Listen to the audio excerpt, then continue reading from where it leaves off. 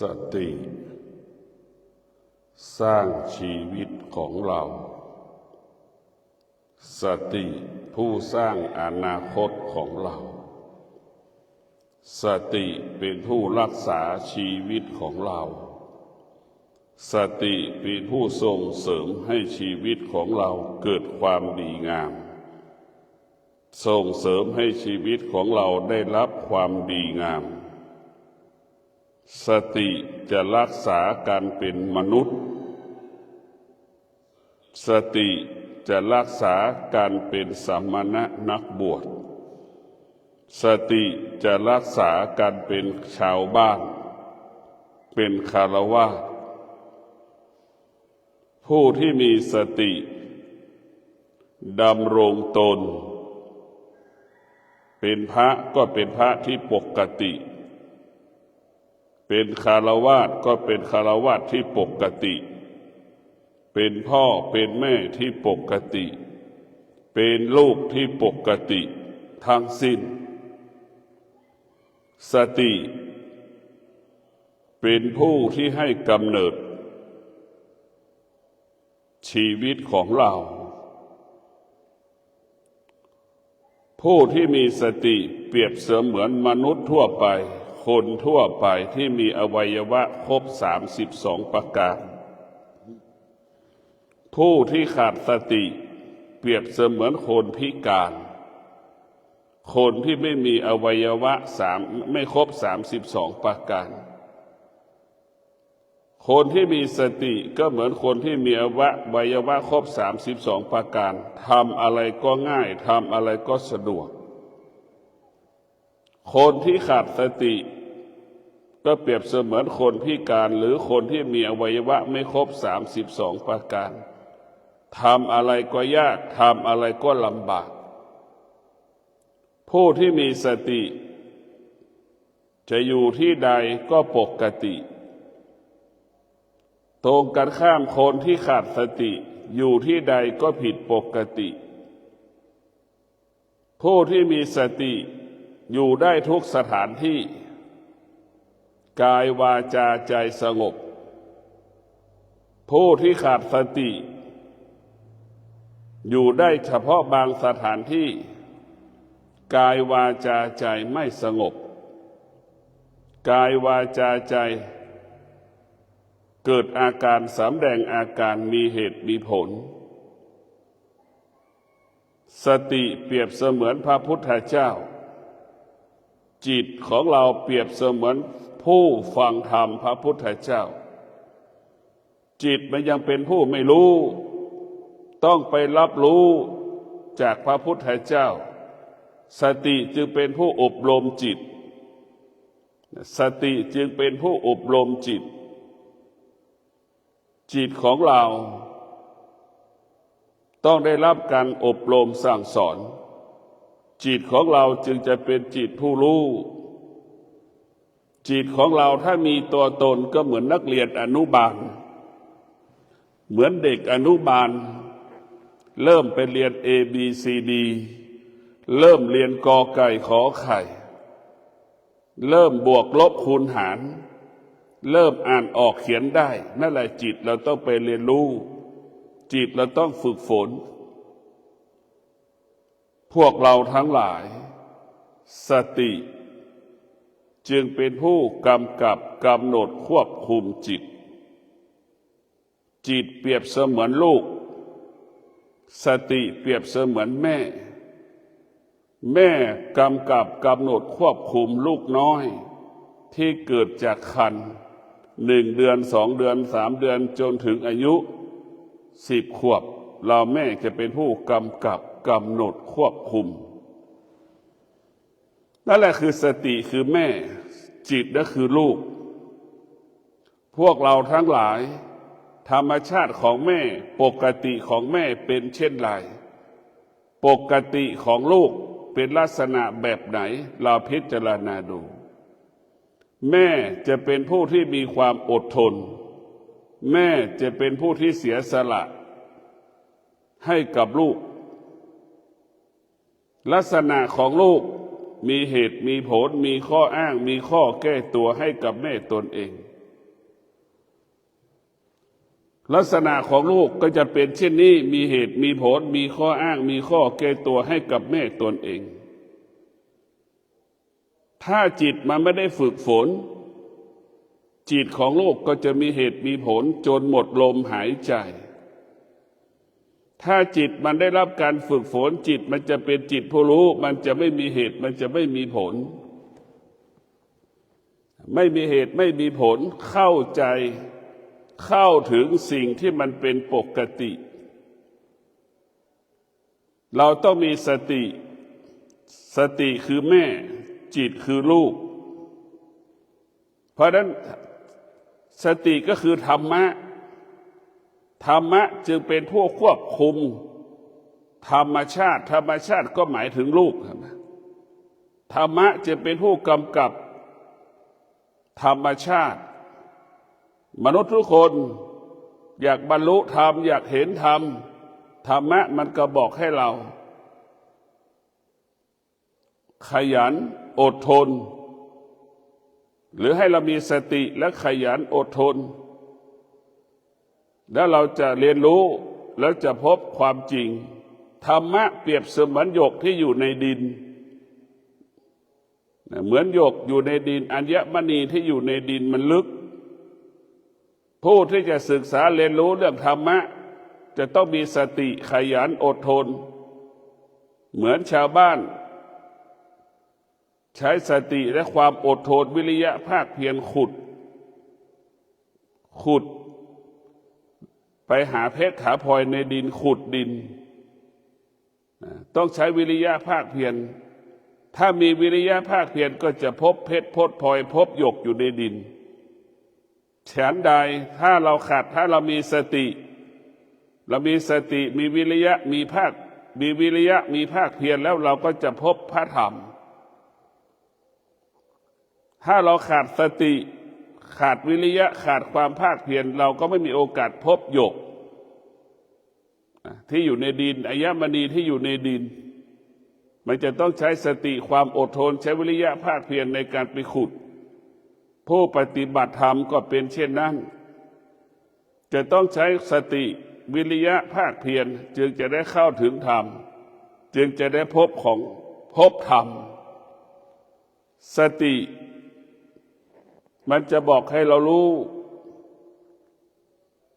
สติจะบอกให้เรารู้เมื่อเราต้องการความร่ำรวยเราต้องอดทนเมื่อเราต้องการความร่ำรวยเราต้องภาคเพียรสติมันบอกให้เรารู้ยามที่เราทุกข์ยามที่เราทรมานยามที่เราลำบากสติมันก็บอกให้เราอดทนสติของเราเขาบอกให้เราใช้วิริยะภาคเพียรไม่ให้เราไปตอบสนองความทุกข์ให้เราทนอยู่กับความทุกข์ความทุกข์คือก้อนน้ำแข็งที่ไหนที่มาอยู่กับโลกได้เป็นร้อยปีมันไม่มีน้ำแข็งมันเกิดขึ้นขนาดหนึ่งเวลาหนึ่งจนถึงที่สุดน้ำแข็งก็สลายกลายเป็นน้ำให้เราเข้าใจว่าความทุกข์คือก้อนน้ำแข็งความทุกข์มันไม่มั่นคงความทุกข์มันไม่เที่ยงสติมันจะบอกมันจะสอนเมื่อเรามีสติบอกให้เรารู้ว่าความทุกข์มันไม่เที่ยงเราก็ไม่ต้องไปยึดติดกับความทุกข์เราก็มีสติอยู่กับความทุกข์จนถึงที่สุดความทุกข์มันก็พ่ายแพ้พ่ายแพ้อะไรพ่ายแพ้สติพ่ายแพ้ความอดทนพ่ายแพ้ธรรมวิริยะภาคเพียรธรรมะจึงเป็นผู้กำกับธรรมชาติเป็นผู้ควบคุมธรรมชาติธรรมชาติเปรียบเสมือนเรือธรรมะเปรียบเสมือนนายท้ายเรือเป็นเช่นนั้นธรรมะพระพุทธเจ้าจึงกำกับกำหนดควบคุมชีวิตของเราชีวิตของเราจึงเป็นเปรียบเสมือนเรือจะไปถึงฝั่งได้จะต้องอาศัยคนถือท้ายเรือชีวิตเราจะบรรลุเป้าหมายได้ต้องอาศัยธรรมะก็คือสติจึงเป็นผู้สร้างชีวิตสติเป็นผู้สร้างอนาคตขนาดเดียวกันสติเป็นผู้รักษาชีวิตสติเป็นผู้รักษาอนาคตขนาดเดียวกันสติเป็นผู้ส่งเสริมให้ชีวิตของเรา เกิดความดีงามได้เกิดความงอกงามนี่คือธรรมะพุทธเจ้ามันเป็นสิ่งที่งดงามมีสติรู้ว่าเรากำลังกังวลใจมีสติรู้กำลังเรารู้ว่าเรากำลังจะติดกับดักเราต้องมีสติรู้ถ้าเรามีสติรู้และเราก็อยู่เหนือสิ่งที่เรารู้เรามีสติรู้เราก็หยุดสิ่งที่เรารู้ว่าเราจะไปติดกับดักกับดักก็เปรียบเสมือนกาวเราก็จิตเราก็เปรียบเสมือนหนูถ้าเราไปติดเหมือนหนูติดกาวเมื่อไหร่เราจะทุกข์ทรมานลำบากเราต้องมีสติรู้ต้องหยุดอะไรหยุดความคิดมันเป็นความจริงแค่ตัวหนังสือมันเป็นความจริงแค่คำพูดเราไปมโนปรุงแต่งในความพูดในตัวหนังสือตัวหนังสือก็คิดเองเองคิดเองเองคำพูดที่เขาพูดแล้วก็คิดเองเองเขาก็พูดไปอย่างนั้นแหละแต่เราก็ไปหลงไปยึดติดคำพูดเข้าข้างตัวเองจนถึงที่สุดเราก็หลงทางหลงผิดเพราะขาดสติหลงทางหลงผิดไปหยุดเอาชีวิตไปหยุดข้างทางเอาไว้ข้างทางไปไม่ถึงจุดหมายปลายทางนี่แหละทำให้เราหลงไปยึดติดสิ่งเหล่านี้เราต้องมีสติตั้งมั่นเราจะบรรลุเราจะไปกรุงเทพเราต้องไปถึงกรุงเทพให้ได้แต่ถ้าเราขาดสติเราไม่สามารถไปถึงกรุงเทพได้เราจะแวะข้างทางไปจอดข้างทางไปพักข้างทางนอนอยู่ข้างทางท้ายสุดก็อยู่ข้างทางปลูกบ้านสร้างบ้านมีครอบครัวอยู่ข้างทางไปไม่ถึงกรุงเทพนี่แหละคือขาดสติมันก็หลงเมื่อเราขาดสติเราก็ไปยึดติดสิ่งที่เราขาดสติทั้งสิ้นเพราะฉะนั้นผู้ที่มีสติแรงกล้าก็จะตั้งมั่นอดทนขยันเดินทางไปถึงกรุงเทพให้ได้จนถึงที่สุดก็บรรลุเป้าหมายพวกเราทั้งหลายสติมันมีความสำคัญมากที่สุดมีความสำคัญเรียกว่าสติคือธรรมะเป็นผู้กำกับกำหนดควบคุมธรรมชาติของมนุษย์ก็คือความโลภความโกรธความหลงความอยากนั้นเป็นธรรมชาติมันเป็นปกติของมันแต่ธรรมะขอให้เรามีสติรู้ให้อยู่เหนือธรรมชาติความรักก็เป็นของธรรมชาติความหลงก็เป็นของธรรมชาติแต่เรามีสติอยู่เหนือธรรมชาติมีสติรู้ว่าธรรมชาติมันบ่อนทำลายชีวิตของเราเช่นความรักของเรานี่หนุ่มสาวรักกันเนี่ยมันเป็นบ่อนทำลายมันไม่ใช่ตัวสร้างสรรค์ความเกลียดก็เป็นตัวทำลายเราจะต้องทำลายมันหมดเลยเราต้องมีสติรู้ที่จะแก้ไขสิ่งที่ทำให้เราทุกข์ใจเรามีสติรู้ที่จะแก้ไขชีวิตให้เราดีขึ้นยิ่งขึ้นไปสตินี่แหละจะบอกให้เราชนะตัวเองได้ก็เพราะสตินี่แหละถ้าเราขาดสติเราก็พ่ายแพ้ตัวเองก็เพราะสติขาดสตินี่แหละเราจะประสบความสำเร็จได้ก็เพราะสตินี่แหละเมื่อเรามีสติเราจะสำเร็จทุกอย่างไม่วันนี้ก็วันหน้าเหมือนเต่าแข่งขันกับกระต่ายเห็นไหมธรรมะเปรียบเสมือนเต่าธรรมชาติหรือกิเลสเปรียบเสมือนกระต่ายมันก็หลงอย่างนั้นแหละทะเยอทะยานหลอกล่อเราให้เราหลงทางหลงผิดธรรมะนั้นจะมีสติบอกให้เต่าขยันอดทนธรรมะมันสติธรรมะมันก็บอกให้เต่ารู้เราขาสั้นเดินช้าเราจะต้องอาศัยธรรมะคือความอดทนต้องอาศัยวิริยะภาคเพียรเราต้องอาศัยสติเมื่อเรามีสติมีสัจจะมีวิริยะขันติแล้วดิเราจะเดินทางบรรลุเป้าหมายได้ดังเช่นเต่าเดินทางชนะกระต่ายมันขาดสติหลงทางหลงผิดเข้าใจตัวเองผิดเข้าใจตัวเองผิดหลงตัวเองเห็นไหมคนที่หลงทางก็คือหลงตัวเองเข้าใจคนอื่นผิด คิดว่าคนนั้นจะรักเรามาก คิดว่าคนนั้นจะดูแลเราได้ดีนี่คิดเองเองนี่แหละเหมือนกระต่ายจนท้ายที่สุดกระต่ายก็หลงทางพ่ายแพ้ชีวิตตัวเองก็ลำบากเพราะขาดสติยากจนเพราะขาดสติลำบากเพราะขาดสติการจะเป็นผู้ที่ขาดสติก็คือทำลายชีวิตทำลายอนาคตของตนเองนะคนที่ขาดสติทำลายชีวิตทำลายอนาคตทำลายอาชีพทำลายชีวิตทำลายครอบครัวตัวเองทำลายการปฏิบัติธรรมของตนเองนะเพราะฉะนั้นพวกเราทั้งหลายการมีสติ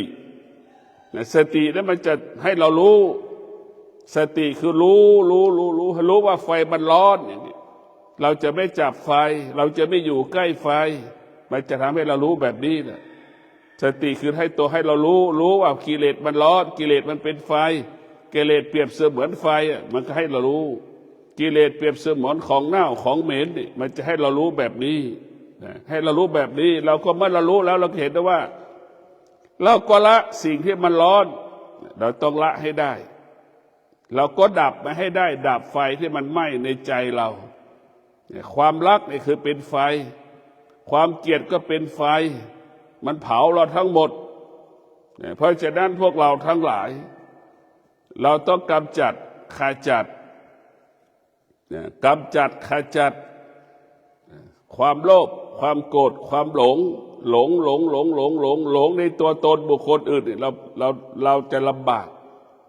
หลงตัวเองหลงบุคคลอื่นมันจะทำให้ชีวิตเราวิบัติทั้งสิ้นชีวิตเราจะวิบัติเพราะเราหลงชีวิตเราวิบัติเพราะเราเข้าไปยึดติดคิดเองเองเราคิดเองเองนายกพูดนางขอฟังนางขอก็พูดฟังแล้วก็มโนปรุงแต่งคิดเองเองเห็นไหมคนพูดก็อีกอย่างหนึ่งคนฟังก็อีกอย่างหนึ่งเนี่ยมันขาดปัญญา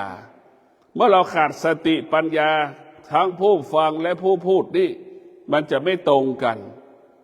เพราะฉะนั้นผู้พูดถึงแม้จะพูดความจริงแต่ผู้ฟังขาดสติปัญญาไม่สามารถรู้ความจริงได้จนถึงที่สุดเราก็หลงทางหลงผิดไปยึดติดกับสิ่งที่เป็นอธรรมสิ่งที่เป็นอกุศลไปยึดติดสิ่งที่ไม่เป็นธรรมจึงพาชีวิตเรานั้นลำบากประสบปัญหาท่านทั้งหลายแม่ที่มีธรรมะก็จะส่งเสริมลูกๆให้ปฏิบัติธรรมแม่ที่ขาดธรรมะแม่ก็ไม่ส่งเสริมลูกปฏิบัติธรรมแม่ที่มีธรรมะแม่จะเป็นแม่ตัวแบบแม่ต้นแบบเป็นแม่แบบอย่างของลูกข้ามมาทุกเช้าแม่จะข้ามมาทุกเย็นจะต้องสวดมนต์ไหว้พระทุกเช้าต้องสวดมนต์ไหว้พระพ่อแม่ที่มีธรรมะจะสำรวมกายวาจาใจจะสำรวมกายวาจาใจจะคิดจะพูดก็มีสตินี่แหละแม่ที่มีธรรมะจะเกิดคำว่าสำรวมกายวาจาใจแม่ที่มีธรรมะก็แม่จะดำรงตนด้วยศีลแต่ถ้าแม่ไม่มีธรรมะแม่จะล่วงละเมิดศีลแม่ที่ไม่มีธรรมะ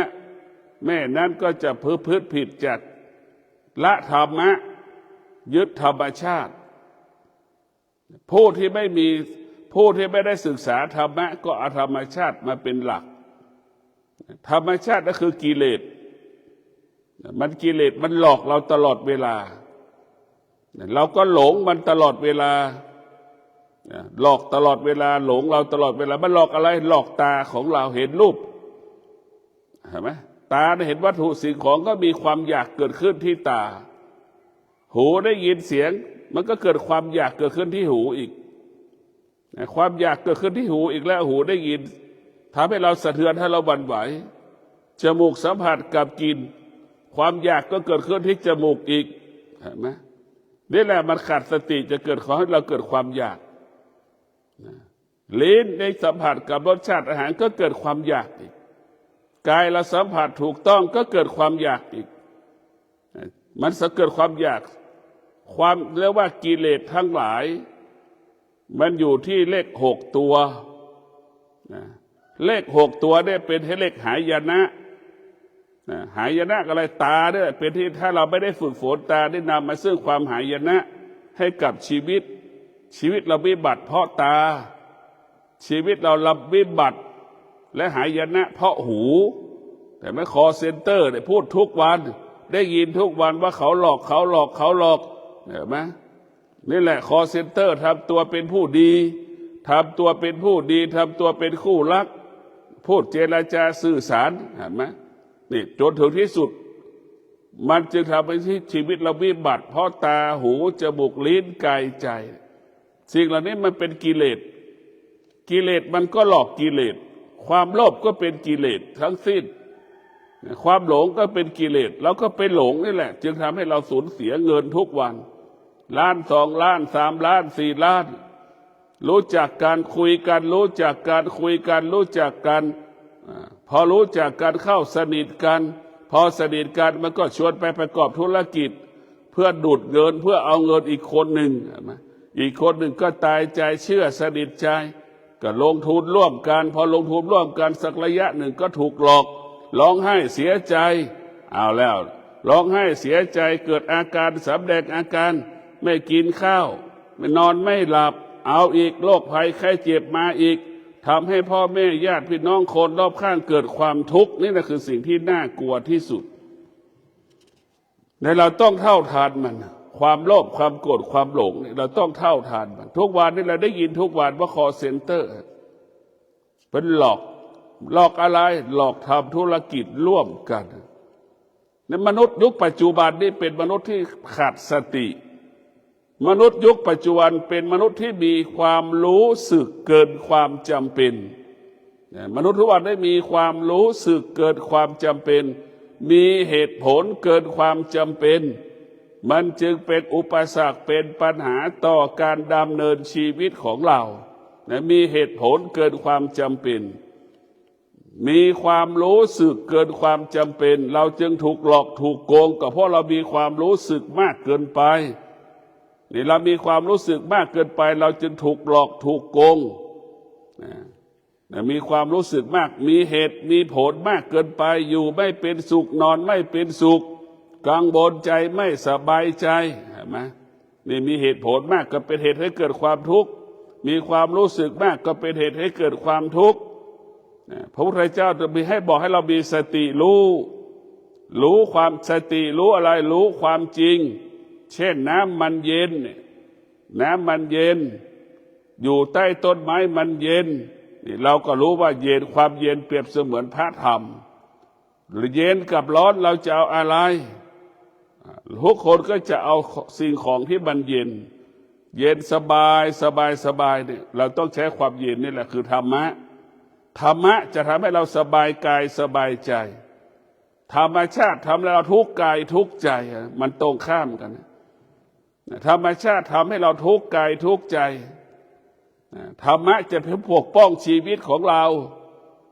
คุ้มครองชีวิตของเราแต่ธรรมชาติทำลายชีวิตของเรา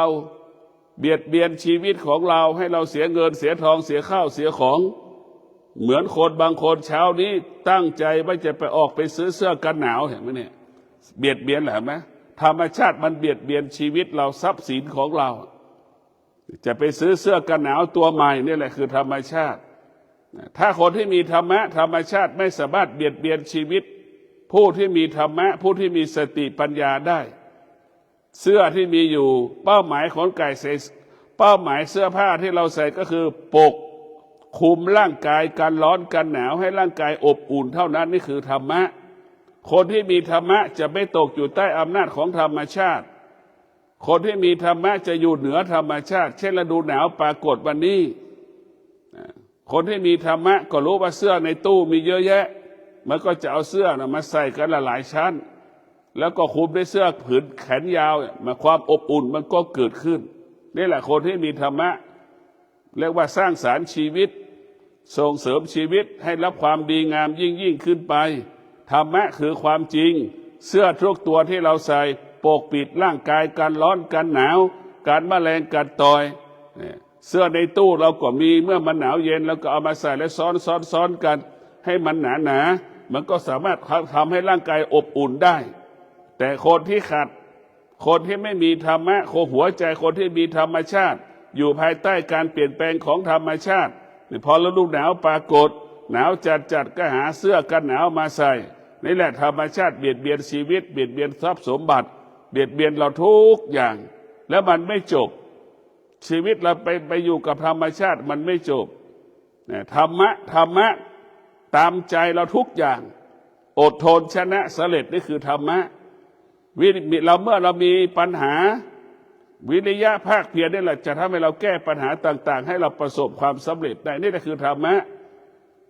จึงตอบโจทย์ชีวิตเราได้ส่วนธรรมชาติไม่สามารถตามใจเราได้นะธรรมชาติไม่สามารถตามใจเราได้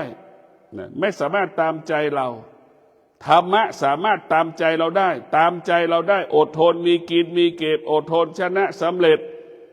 เราจะเกลียดเขาเราก็ต้องอดทนเราจะรักเขาก็ต้องอดทนมันเหมือนกันหมดนะเพราะฉะนั้นพวกเราทั้งหลายธรรมชาติของตาของหูจมูกลิ้นกายใจหน้าที่คือการรับรู้หน้าที่ของตาคือการรับรู้ในรูปหน้าที่ของหูรับรู้ในเสียงหน้าที่ของจมูกรับรู้ในเรื่องในกลิ่น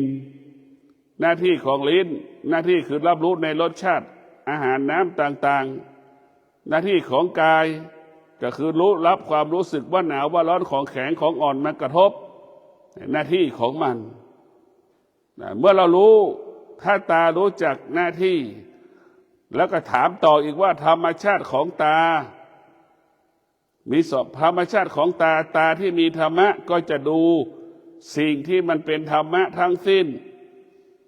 ตาถ้าไม่มีธรรมะมันก็จะเป็นดู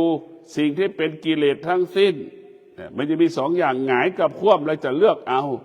เมื่อรู้ว่าหงายมันสร้างสรรค์เราก็เลือกเอาหงายเรารู้ว่าคว่ำมันทำลายชีวิตแล้วเราชอบใจสิ่งที่ทำลายชีวิตเราก็ไปอยู่ฝั่งนั้นรู้เอาให้เรารู้แบบนี้แล้วก็เลือกเอาอย่างใดอย่างหนึ่งมนุษย์ทุกคนคงจะเลือกเอาสิ่งที่สร้างสรรค์ชีวิตในธรรมชาติของมนุษย์รูปรสกลิ่นเสียงเนี่ยรูปรสกลิ่นเสียงถ้าเราไม่ได้รับการฝึกฝนเราจะตกอยู่ใต้อำนาจรูปรสกลิ่นเสียงทั้งสิ้นทุกวันนี้ชีวิตเราประสบปัญหาอยู่ติดในรูปรสกลิ่นเสียงนี่แหละติดหลงเมื่อเราติดเราหลงชีวิตเราก็เหมือนหนูติดกาวเหมือนหนูติดกาวชีวิตเราก็กลายเป็นหนูรูปรสกลิ่นเสียงกลายเป็นกาวคนทั้งโลกก็เป็นเช่นนี้แม่ไปยึดติดไปยึดติดในลูกนะไหมพ่อไปยึดติดในลูกก็กลายเป็นกาวพ่อแม่ก็เป็นกาวนะไหมนี่แหละคือเป็นติดลูกไปยึดติดในพ่อแม่ก็กลายเป็นกาวลูกก็กลายเป็นหนูติดกาวเราไปหลงกันหมดเราหลงนี่แหละคือให้เราหลงตลอดเวลาเพราะฉะนั้นเราการเข้าไปยึดติดเป็นเหตุให้เกิดความทุกข์แล้วมันมีอิทธิพลการเข้าไปยึดติดก็เปรียบเสมือนเชือกที่เราไปผูกคอเท้าช้างนั่นแหละเห็นไหมเชือกไปผูกเท้าช้างเชือกเหล็กเห็นไหมนั่นแหละคือเราเข้าไปยึดติดบรรทุกบรรทรมานลำบากเชือกก็เปรียบสำหรับเข้าไปยึดติดการยึดติดก็เปรียบเสมือนเชือกที่เราไปผูกคอควายเราก็เปรียบเสมือนควายเราไปยึดติดเราก็ทุกข์ทรมานดังควายที่มันผูกไว้ในคอกเราลำบากแบบนั้นแหละชีวิตเรานี่มันลำบากมันทุกข์เพราะเราเข้าไปยึดติดถ้าเราเข้าไปยึดติดเมื่อไหร่ชีวิตเราไม่อิสระถ้าเราเข้าไปยึดติดเมื่อไหร่ชีวิตเราจะลำบากทุกข์ทรมานเหมือนหนูติดกาวเหมือนช้างที่มันถูกล่ามโซ่เหมือนงัวเหมือนควายที่ถูกผูกมัดด้วยเชือกมันชีวิตไม่อิสระมันไม่อิสระแล้วถ้าเราไม่ยึดติดชีวิตเราเป็นอิสระเหมือนนกบินกลางอากาศมันสบายถ้าเราเข้าไปยึดติดเมื่อไหร่เหมือนนกที่ถูกขังอยู่ในกรงเหมือนไก่ถูกขังอยู่ในกรงเหมือนงัวเหมือนควายถูกขังอยู่ในคอกเหมือนช้างถูกล่ามโซ่นั่นแหละเรามันไม่อิสระเป็นเช่นนั้นธรรมะเท่านั้นทำให้เราเป็นอิสระก็คือสติจะทำให้จิตเราเป็นอิสระสติฝึกฝนจิตให้จิตเป็นอิสระ ดังนกบินกลางอากาศมนุษย์ทุกคนต้องการความเป็นอิสระมนุษย์ทุกคนไม่อยากให้ใครมากำกับกำหนดชีวิตตนเองนะไม่ธรรมะที่เราฝึกฝนแล้วเราจะไม่ตกอยู่ใต้อำนาจบุคคลอื่นๆถ้าจิตเราอ่อนแอหวั่นไหวเราตกอยู่ใต้อำนาจอีกคนหนึ่งเช่นหนุ่มสาวเป็นคู่รักเราก็จะตกอยู่ใต้อำนาจคู่รักตนเองนี่แหละตกอยู่ใต้อำนาจถ้าเราฝึกฝนเราจะไม่ตกอยู่ใต้อำนาจเพราะเรารู้ว่า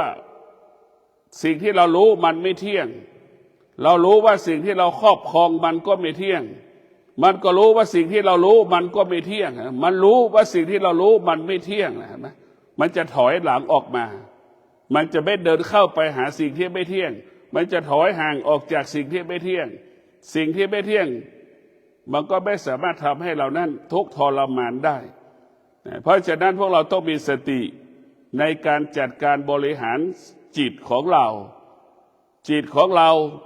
มันเปรียบเสมือนต้นไม้จิตของเราเปรียบเสมือนต้นไม้แห้ง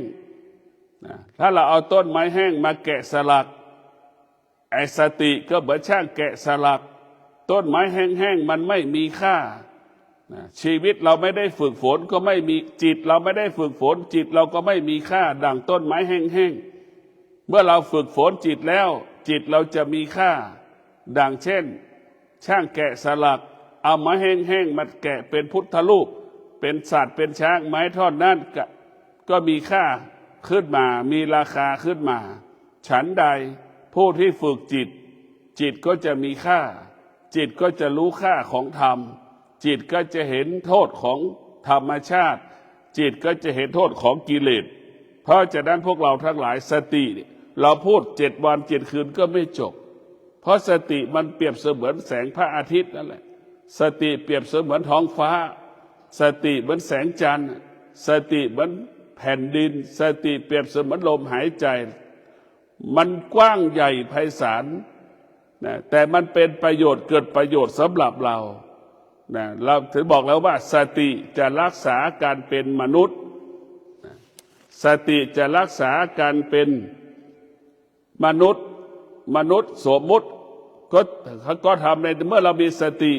มนุษย์ก็จะทำหน้าที่ในการสมมุติเช่นเป็นแม่ที่ดีของลูกเป็นพ่อที่ดีของลูกเป็นลูกที่ดีของแม่เนี่ยสติมันจะให้เรา